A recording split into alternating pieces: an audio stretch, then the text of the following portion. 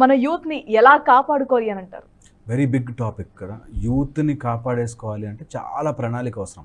అసలు ఈ టాపిక్ తీసుకునే ముందు అంటే మన యూత్ పక్కదారి పడుతున్నారు ఆర్ యూత్ డైవర్ట్ అయిపోతున్నారు ఫ్రమ్ వాట్ అన్నది మనం ఎస్టాబ్లిష్ చేసుకోవాలి.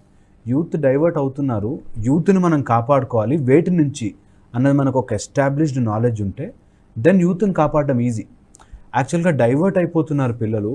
మన యూత్ ముఖ్యంగా భారతీయతని మర్చిపోయి ఇంకోటేదో గొప్పది ఉంటుంది అనే ఆలోచన నుంచి బయటపడేయడం ఈ కాన్సెప్ట్.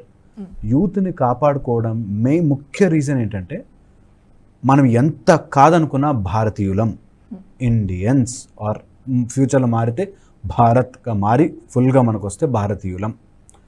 అలాంటి భారతీయుల్ని మనం ఎట్లాగైనా సరే మన సంస్కృతిని మన సిస్టమ్ని మనం నచ్చేలా